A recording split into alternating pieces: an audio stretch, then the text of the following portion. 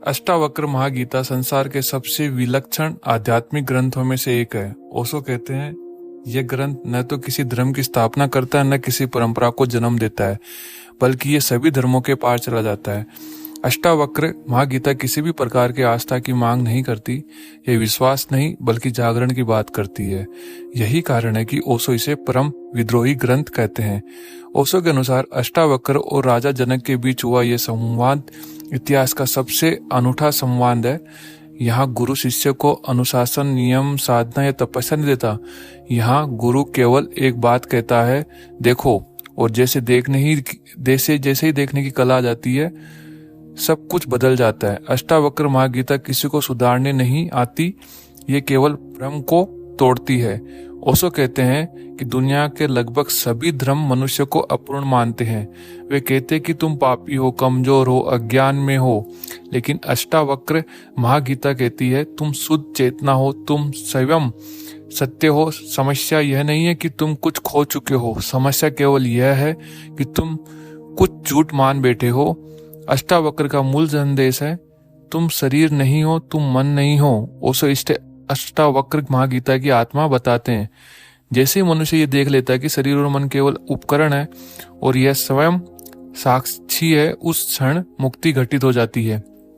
यह मुक्ति भविष्य की घटना नहीं है, ये इसी क्षण संभव है। ओशो कहते हैं कि अष्टावक्र महागीता खतरनाक है क्योंकि यह साधना की पूरी अर्थव्यवस्था को गिरा देती है। यह नहीं कहती कि वर्षों तप करो, ध्यान करो, त्याग करो। यह कहती है अभी जागो। यही कारण है कि यह ग्रंथ बहुत कम लोगों द्वारा समझा गया है, क्योंकि मनुष्य को अभी से डर लगता है। अष्टावक्र कहते हैं न तुम करता हो न भोगता। ओशो इस सूत्र को मानव दुख की जड़ बताते हैं। मनुष्य सोचता है मैं करता हूँ, मैं भोगता हूँ, यही अहंकार है, यही बंधन है। जब यह भ्रम टूटता है तब जीवन सहज हो जाता है। तब कर्म होते हैं लेकिन कर्ता नहीं होता है। तब जीवन बहता है जैसे नदी बहती है। ओशो कहते हैं अष्टावक्र महागीता में ईश्वर की कोई खोज नहीं, क्योंकि ईश्वर कोई वस्तु नहीं जिससे पाया जाए। ईश्वर तुम्हारी ही चेतना का नाम है। जब तुम स्वयं को जान लेते हो तब ईश्वर अपने आप प्रकट हो जाता है। इसलिए अष्टावक्र महागीता नास्तिक और आस्तिक दोनों से पर है। ओशो यह भी कहते हैं कि यह ग्रंथ नैतिकता की शिक्षा नहीं देता, ये अच्छा, बुरा, पाप, पुण्य जैसी धारणाओं को अंतिम सत्य नहीं मानता। ये सब मन के बनाए नियम है। आत्मा इन सबसे परे है, न पवित्र न अपवित्र, केवल शुद्ध अस्तित्व है। अष्टावक्र महागीता में त्याग की कोई बात नहीं है। ओशो कहते हैं त्याग भी एक प्रकार का लोभ है, स्वर्ग का लोभ, मुक्ति का लोभ। अष्टावक्र कहते हैं छोड़ो नहीं, समझो। जैसे ही समझ आ जाती है चीजें अपने आप छूट जाती है। ओशो के अनुसार साक्षी भाव ही अष्टावक्र महागीता की कुंजी है। साक्षी बनने का अर्थ है विचारों को देखना, भावनाओं को देखना, इच्छाओं को देखना, लेकिन उनसे जुड़ना नहीं। जब तुम देखने लगते हो तब तुम उनसे अलग हो जाते हो और यही अलगाव मुक्ति है। ओशो कहते हैं ध्यान कोई अभ्यास नहीं है, ध्यान तुम्हारी स्वाभाविक अवस्था है। अभ्यास तो केवल याद दिलाने के लिए है। जैसे ही याद आती है ध्यान घटित हो जाता है। अष्टावक्र महागीता इसी याद का ग्रंथ है। ओशो बार बार कहते हैं कि अष्टावक्र महागीता बुद्धि के लिए नहीं है। बुद्धि प्रश्न करती है, तर्क करती है, लेकिन यह ग्रंथ मौन में उतरता है। इसे सुनते समय यदि तुम शांत हो जाओ और तो यह तुम्हारे भीतर काम करने लगता है।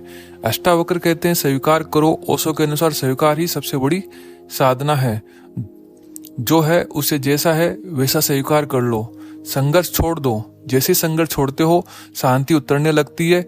दुख संघर्ष से पैदा होता है, आनंद स्वीकार से।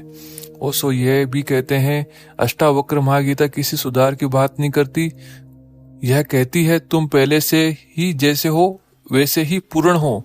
सुधार का विचार ही अहंकार से आता है, आत्मा को सुधारा नहीं जा सकता। ओशो के अनुसार यह ग्रंथ साहसी लोगों के लिए है, उनके लिए जो अपने सारे विश्वास, संस्कार, धारणाएं छोड़ने को तैयार है। यह ग्रंथ नींद में सोए लोगों के लिए नहीं है, ये जागरण की घोषणा है। अष्टावक्र महागीता जीवन को गंभीरता से लेने के खिलाफ है। ओशो कहते हैं कि गंभीरता अहंकार की बीमारी है। जब अहंकार गिरता है तब जीवन खेल बन जाता है, और जब तुम हंस सकते हो, नाच सकते हो, प्रेम कर सकते हो बिना किसी डर के। ओशो कहते हैं कि अष्टावक्र महागीता का अंतिम सत्य है तुम वही हो जिसकी खोज कर रहे हो। खोज बाहर नहीं है, भीतर है, और भीतर भी नहीं, क्योंकि तुम स्वयं ही वह हो। अंत में ओशो कहते हैं कि अष्टावक्र महागीता कोई ग्रंथ नहीं है, यह एक घटना है। यदि तुम खुले हो तो यह घटना अभी घट सकती है। यही इसका सौंदर्य है, यही इसकी क्रांति है।